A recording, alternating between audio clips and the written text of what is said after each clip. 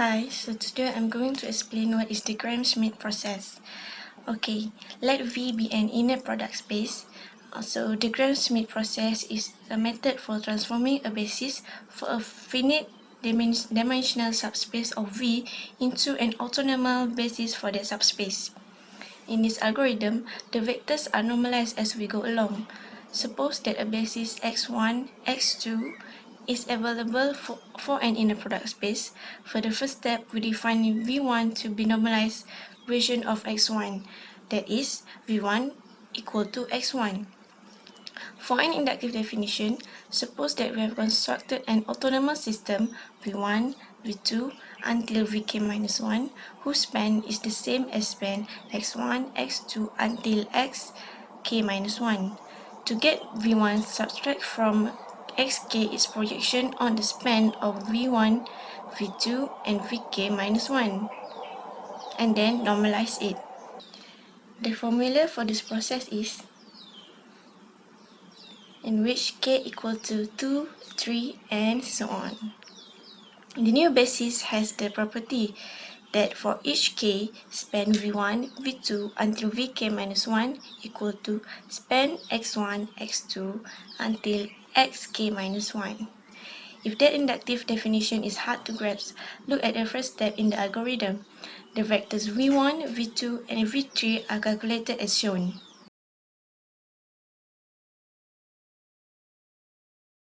And so on. If anormalized vectors are introduced, the process can be described in another set of equations.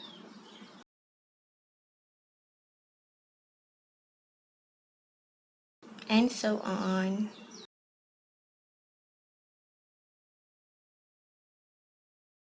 So this is the theorem we use to find orthogonal bases.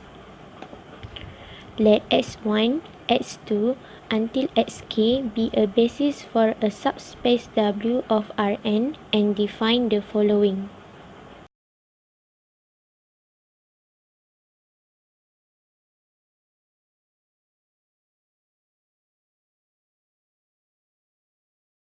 For each I equal to 1 until k, then vector 1, vector 2 until vector I is an orthogonal basis for W at I, or we call as vector 1, vector 2 until k as an orthogonal basis for W. Hence, for any basis that is x1, x2 until xn will produce orthogonal basis v1, v2 until vn. Properties of the Schmidt process. Vk equal to xk minus a1 x1 plus until plus ak minus 1 xk minus 1. 1 less than or equal to k less than or equal to n.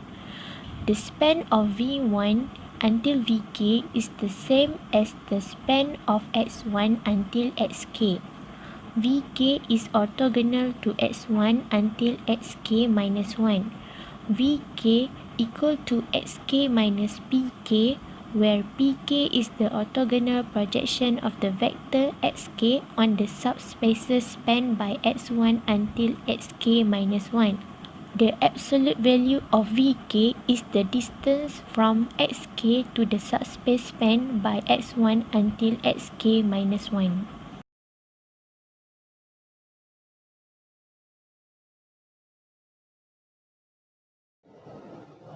So we are given three vectors, which is v1 equal to 1, 1, 1, v2 equal to 6, 4, 5, and v3 is 3, 6, 9.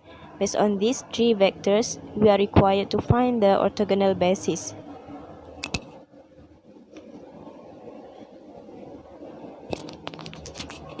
To solve this equation, we will use theorem to find orthogonal basis. So firstly, based on the theorem, it states that u1 equal to vector 1, which our vector 1 is 1, 1, 1. Next, we find u2. Based on theorem, u2 equals vector 2 minus dot product between vector 2 and u1 divided by dot product of u1 and u1, then multiply by u1. So we just put all the related numbers into the formulas and we will got the answer u2 equals to 1, -1, 0. Next step is we will find u3. Based on theorem, u3 equal to vector 3 minus dot product between vector 3 and u1 divided by u1 dot u1 multiplied by u1 minus vector 3 dot u2 divided by u2 dot u2 then multiplied by u2. We just put all the related numbers or vectors into the formulas, then we will get the answer for u3, which is -3/2, -3/2, 3.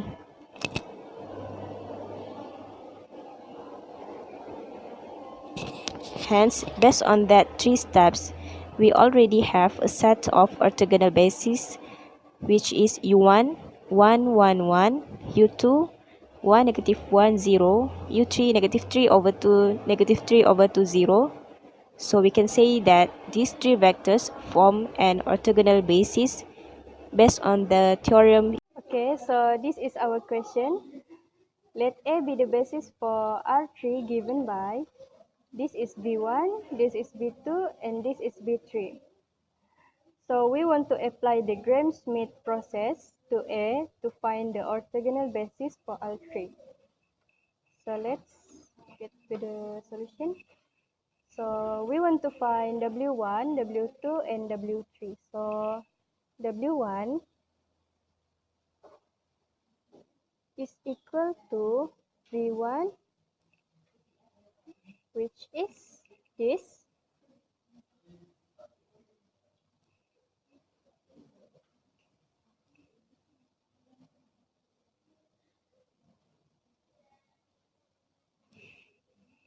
And now we want to find W2.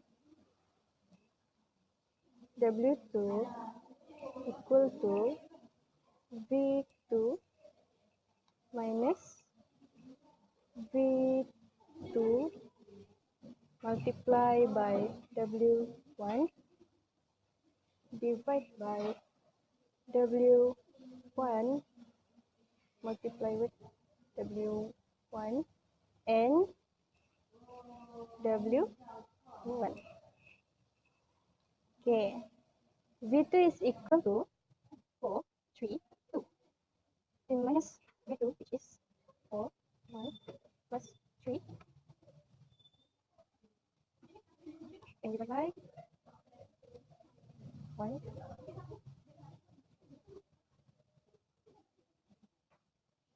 and W1, which is 1, 2 and -2. And after we do the calculations, 4, 3, 2, we got 6/9 and W1. Okay, after we multiply 6/9 with W1, we got 4, 3, 2, we got 2/3, 4/3, and -4/3. And the final answer is for W2 is 10/3, 5/3, and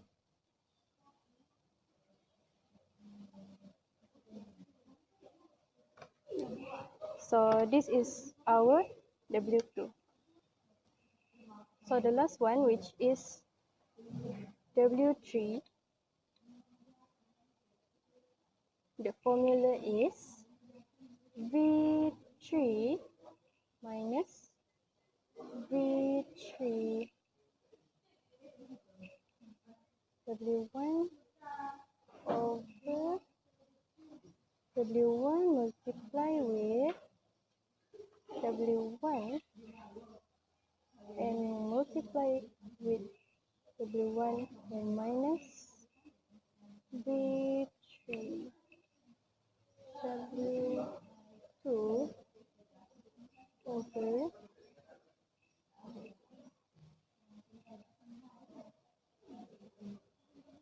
and multiply with W.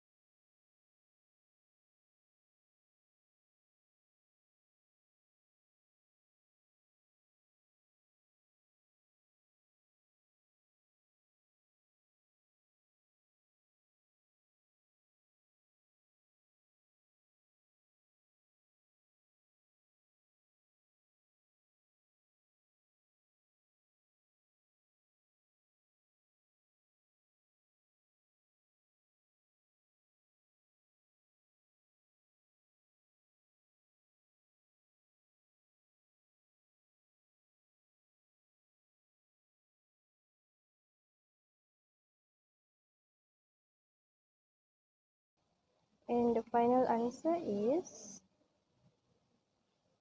negative 32 over 15, negative 1 over 15, and negative 17 over 50. So this is our W3. And the A prime, which is our orthogonal basis,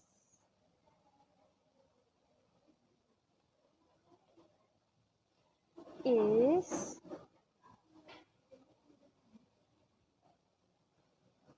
1, 2, negative 2,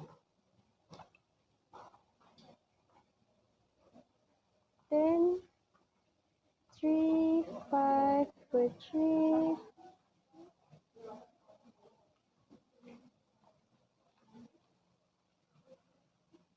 and this negative 32 over 15,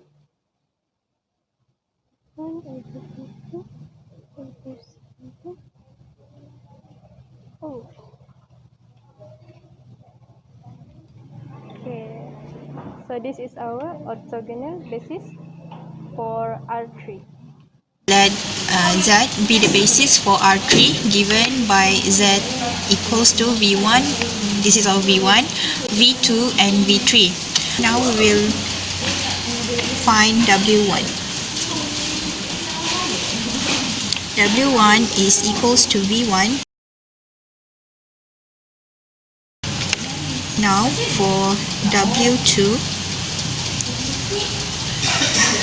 equals to V2 minus V2 times W1 over W1 times W1 times W1.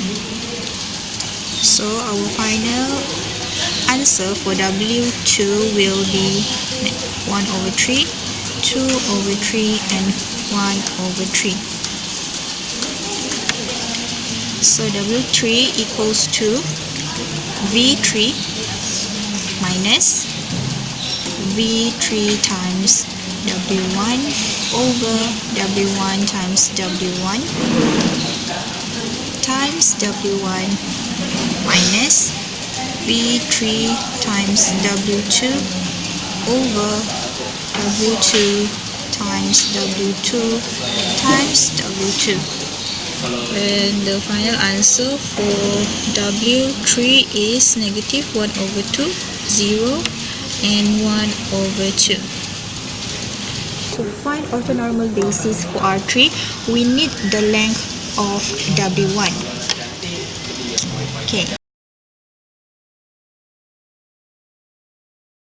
Okay, the first one, we need to find the length for W.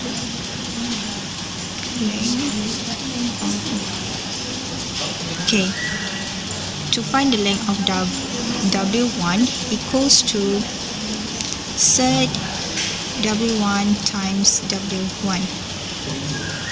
So based on our orthogonal basis just now, we just need to times this is our W1 times W1. So we will get set 3.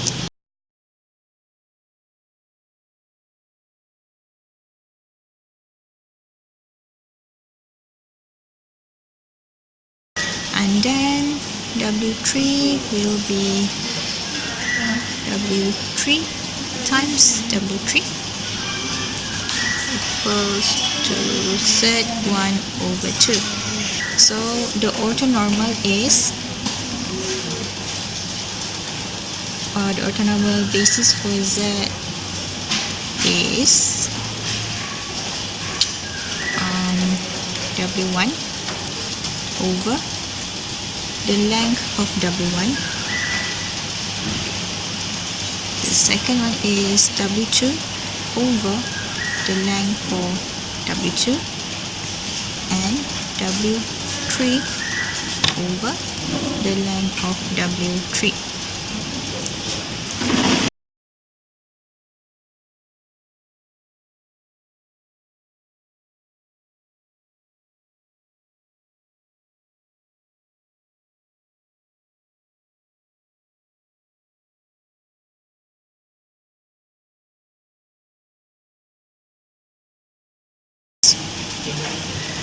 And the first one,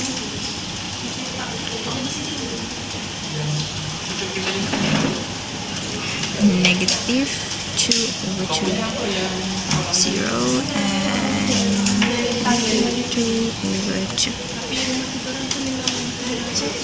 Okay, so this is our orthonormal basis for Z. But I don't mind, yeah.